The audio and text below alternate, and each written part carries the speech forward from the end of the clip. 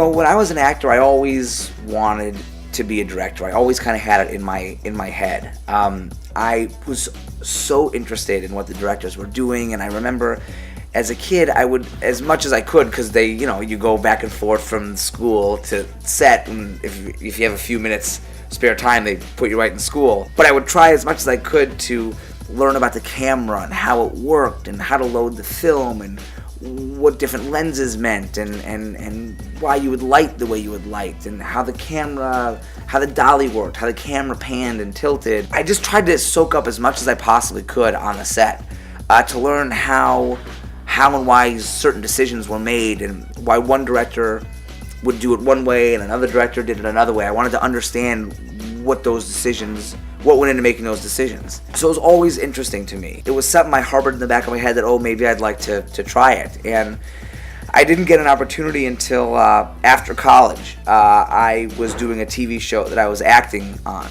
called Working. We got picked up for our second season, and they let me do one.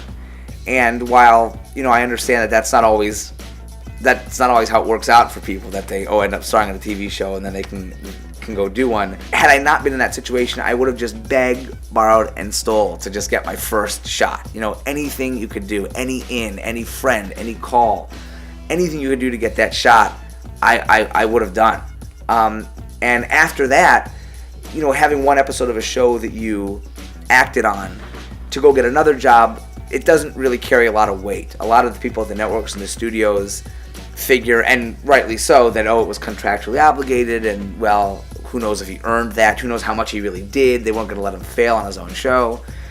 So I had that first one, and then I just spent years, literally, observing on sets. I called every director I worked with or that I knew when I was a young actor, and every producer, and anyone who would let me just hang out on set. And basically I would just observe, and they called it shadowing or observing. And a lot of kind of, directors coming up do that.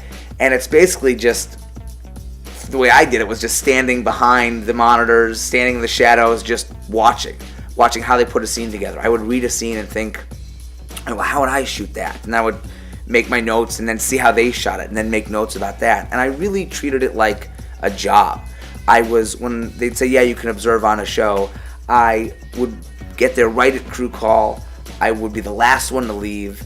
I was always there. I wouldn't sit down. I just really treated it like a full-time job. And it was so hard. And it was lonely because, you didn't really have anything to do there, really, and you didn't really know anybody. But I learned a lot.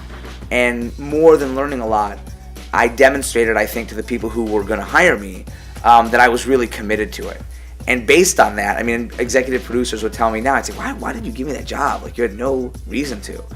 And they said, well, you put in the hours. You seemed like you took it seriously, so we thought we'd give you a shot. And, all that time observing turned into, one shot here, and that shot turned into another one, and, slowly it just kind of snowballed. But it started with one gig, and it's just kind of what you make of it, how much time you put in building your connections, showing people that you're serious, showing that they can trust you. And then once you get that, you just have to do a great job.